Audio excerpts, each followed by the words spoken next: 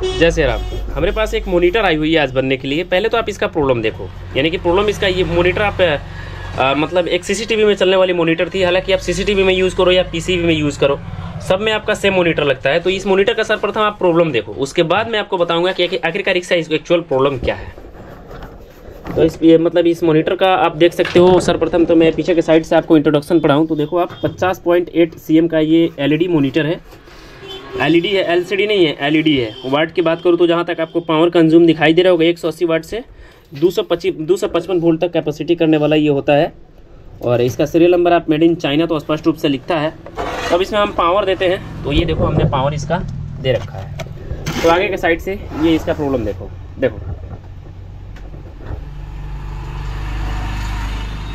तो आपका तो इसका प्रॉब्लम दिखाई दे रहा होगा, आ रहा है डिस्प्ले जा रहा है, जा रहा है। तो आप लोग बोलोगे कि इसकी बैकलाइट की प्रॉब्लम है, ऐसा बिल्कुल नहीं है।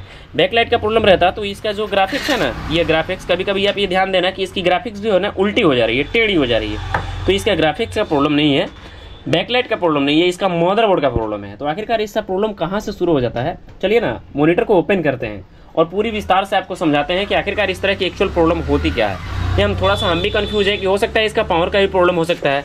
हालांकि मैं कन्फर्म रूप से बोल सकता हूं कि इसकी बैकलाइट की प्रॉब्लम नहीं है, बट अब चेक करने के बाद में पता चलेगा कि बैकलाइट की प्रॉब्लम है या नहीं है। तो चलिए फटाफट से इसको हम ओपन करते हैं, चेक करते हैं और समझते हैं। अगर आपकी भी मॉनिटर 32 इंच हो, 50 इंच हो या कितना हो भी इंच हो, अगर इस तरह से ब्लिपिंग कर रही है तो आप आसानी से इस वीडियो को देख करके सीख सकते हो, बना भी सकते हो। तो चलिए इसको हम ओपन करते हैं और समझते हैं कि आखिरकार इससे एक्चुअल प्रॉब्लम क्या है। और हाँ, मॉनिटर को खोलने के लिए एक चीज़ मैं ये बताऊं कि आपको पीछे की साइड से देखोगे कहीं भी कोई भी स्क्रू इसमें नहीं होती है। आपको ओनली वन ये स्टैंड कसने के लिए स्क्रू दी रहती है, बाकी आपकी कहीं भी कोई भी स्क्रू नहीं है। हैंग करने के लिए स्क्रू दी रहती है, बाकी कहीं भी नहीं है। तो आखिरकार इसको ओपन करने का तरीका क्या होता है, तो मेरे भाई इसका ओपन करने का तरीका ये होता है, एलईडी को ऐसे पकड़ो, यानी कि इस साइड से पकड़ो और इस जो कोने होते हैं ना, ये वाली कोने, इस कोने में कुछ इस ढंग का ब्लेड डालो। ऐसे देखो, इस ढंग का ब्लेड डालो और ऐसे देखो थोड़े से फाके बनाओ।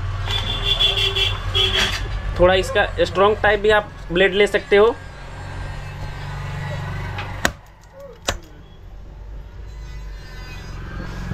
बस कोने में डालो ऐसे और ऐसे देखो, इस कोने में डालते हुए ऐसे देखो।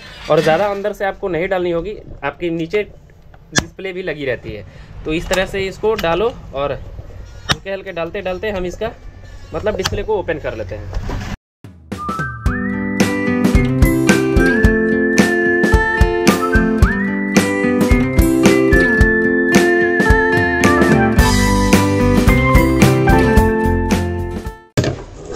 ऐसे हटाते हटाते हमने पूरा फ्रेम ओपन कर लिया है। उसके बाद में हमारी ये हो जाती है डिस्प्ले। ऐसे देखो, डिस्प्ले आपको ओनली वन रखी रहती है। तो आप इसको आसानी से इस तरह से एक साइड से डालो और आसानी से आपकी डिस्प्ले उठ जाती है ऊपर के साइड।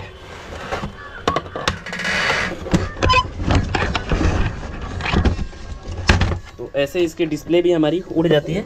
तो डिस्प्ले उठाने के बाद में हमारी ये जो एलईडी की वायर होती है ना, इसको हम टिकोन की वायर मेन जो होती है, मेन मदरबोर्ड से जुड़ी होती है, इसको हम हटा लेते हैं। तो ये मेन वायर जब हटा लोगे आप, तो उसके बाद में यहाँ पे पावर के लिए लगाई गई है। और ये जो दोनों वायर होते हैं ना आपके बैक लाइट के होते हैं, ये पावर से ही स्विच रहती है ये दोनों बैक लाइट। तो हमारी अब डिस्प्ले जो है ना, ये वाली हमारी ओपन हो चुकी है। तो डिस्प्ले हम साइड में रखते हैं और डिस्प्ले को ही सर्वप्रथम आपको स्टार्टिंग डिस्प्ले से ही करना है, उसके बाद में आपको पीसीबी में आने हैं। तो हम अब इसका स्टार्ट करते हैं डिस्प्ले की टेस्टिंग। तो डिस्प्ले की टेस्टिंग करने के लिए मतलब बैक लाइट को सर्वप्रथम तो हम बैक लाइट को ही टेस्ट करेंगे, क्योंकि ज़्यादातर चांस आपका बैक लाइट का ही होता है, जहाँ तक मैं आशा करूँ। लेकिन हमारी पूर्णतः विश्वास है कि इसकी बैक लाइट ख़राब नहीं है। तो हम फटाफट से इसका क्या करते हैं ना, बैक लाइट को टेस्ट करते हैं। ये वाली वायर जो होती है ये आपकी एलईडी के पीछे से रहती है। तो आप लोग एक चीज़ ध्यान देना, डिस्प्ले भी ध्यान देना और जो हम टेस्ट कर रहे हैं उस पर भी ध्यान देना। हमने टेस्टर को लगा रखा है, टेस्टर की आप सप्लाई देख सकते हो 300 चली गई है। टेस्टर को हम पीछे रखते हैं। देखो टेस्टर को आप जब मतलब शॉर्ट करोगे ऐसे, तो आपकी टेस्टर की रीड जो होगी वो आपकी 0-0 हो जाएगी। तो आप अब देखो हम यहाँ पे लगाते हैं। अब इस एलईडी में देखो एक साइड माइनस है और दूसरी साइड आपकी प्लस है। तो प्लस के साथ प्लस को और माइनस के साथ माइनस को ऐड करो, जिससे आपको ये अनुमानता और ये दिखाई पड़ जाएगा कि हाँ हमारी एलईडी देखो आप एक साइड के हमने टेस्ट किया तो हमारी एलईडी में सप्लाई आ चुकी है। ऐसे देखो हम इसको फिर से हटाते हैं तो देखो हमारी सप्लाई बंद हो जा रही है। तो हमारी एक साइड की मतलब टेस्ट में हमारी पास हो चुकी है। अब दूसरे साइड का हम जैसे टेस्ट करेंगे, ऐसे देखो ऊपर वाला भी हमारा सही चल रहा है, कहीं से कोई ब्लिपिंग नहीं है।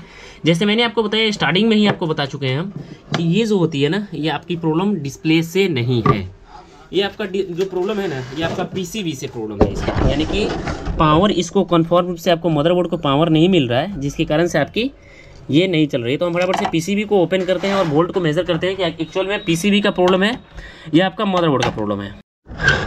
तो जैसे मैंने आपको बताया, मैंने इसका पीसीबी को ओपन किया तो ये देखो इसकी जो मेन कैपेसिटर जो होती है ना, ये मेन कैपेसिटर हमारी फुली सी दिख रही है। हो सकता है हमारा प्रॉब्लम यहीं से हो सकता है नहीं, ये यहीं है, क्योंकि ये मोनीटर है।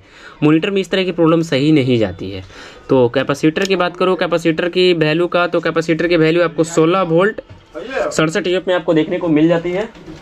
सो मेरे भाई सप्लाई हम दे दिए है। देखो डिस्प्ले हमारी अभी ग्राफिक्स का वायर नहीं जुड़े है, इसलिए ब्लिंक कर रही है। तो हम इसका वोल्ट भी चेक कर ले रहे हैं, ताकि हमारी जो आउटपुट पॉइंट है ना, यहाँ पे आपको 12 वोल्ट होना चाहिए। जैसे यहाँ पे दिखाई दे रहा होगा आपको 12 वोल्ट इसकी होनी चाहिए, जो कि मदरबोर्ड तक जाती है। यहाँ पे अगर 12 वोल्ट आती है तो फिर ठीक है।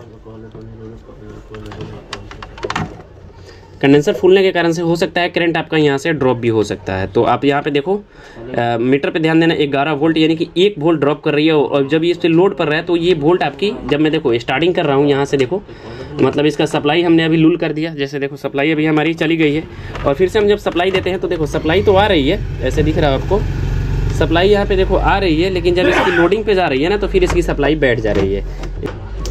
और जैसे देखो, जैसे मैंने सप्लाई दिया तो सप्लाई तो हमारी आ जाएगी। देखो सप्लाई आ गई, लोड पे हमारी 9 वोल्ट आ गई, फिर से लोड गया तो ये 11 वोल्ट चला गया, फिर से लोड पे आपका 9 वोल्ट। ये हमारा पावर का ही प्रॉब्लम है। तो हम क्या करेंगे अब कि मैंने जैसे आपको स्टार्टिंग में ही बताया, ये दो कैपेसिटर जो होते हैं, मेन कैपेसिटर, ये फूलने के कारण से इस तरह की प्रॉब्लम आती है। तो हम इस दोनों कैपेसिटर को हम चेंज करेंगे, और जिससे हमारी वोल्ट की जो मतलब रेजुलेशन होगी ना, वो सीमित हो जाएगी। तो हमारी ये प्रॉब्लम सॉल्व हो जाएगी। तो हम फटाफट से इस कैपेसिटर दोनों कैपेसिटर को चेंज करते हैं।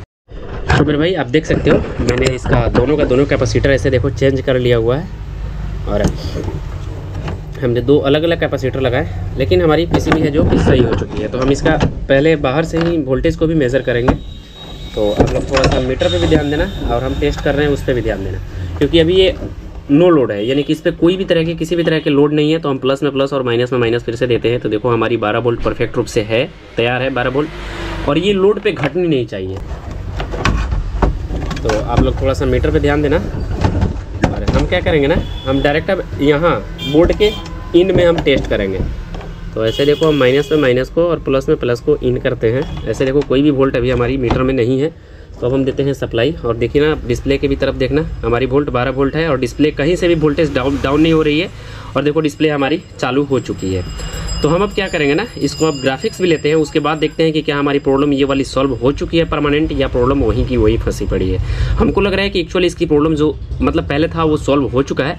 तो हम फटाफट से पहले मतलब डिस्प्ले का वायर को कनेक्शन करते हैं, उसके बाद में हम टेस्ट करके आपको दिखा देता हूँ। सो मेरे भाई तो आप देखना हमारी डिस्प्ले भी कनेक्शन हो चुकी है, और ऐसे देखो हमारी डिस्प्ले अब देखना, देखो चालू हो चुकी है। कोई भी इसमें से कट फट नहीं है, क्योंकि अभी हमारी इसमें सिग्नल कोई नहीं है, इसलिए नो सिग्नल का ऑप्शन दे रहा है। अगर यहाँ पर सिग्नल रहता तो फिर ये कुछ ऐसा प्रॉब्लम नहीं आता। पहले जैसा मतलब ब्लिपिंग करने का समस्या था वो हमारी सॉल्व हो चुकी है। सो मेरे भाई मैंने इसको फटाफट से कस भी लिया हुआ है। तो कसने के बाद में फिर से इसको हम पावर देते हैं, और देखते हैं कि हमारा जो प्रॉब्लम पुराना वाला था वो सॉल्व हो चुका है। जैसे आप देख सकते हो, मैंने पहले भी आपको दिखाया, अभी भी दिखा रहा हूँ, इसकी प्रॉब्लम जो भी थी सॉल्व हो चुकी है। नो सिग्नल का प्रॉब्लम दे रहा है, यानी कि हमारी कोई सप्लाई नहीं है। इसका जो पावर का ब्लिपिंग का प्रॉब्लम था वो समाप्त हो चुका है। ये छोटा सा जानकारी है, अगर आप रखते हो तो फिर आप टेक्नीशियन के पास जाने से बच सकते हो। तो मैं ऐसा करता हूँ कि आपको ये जानकारी अच्छे से समझ में आ चुकी होगी। समझ में आ चुकी तो प्लीज़ वीडियो करना लाइक, चैनल को लो ना सब्सक्राइब। मिलते हैं नई जानकारी के साथ, आपका भाई प्रिंस। जय सिया राम।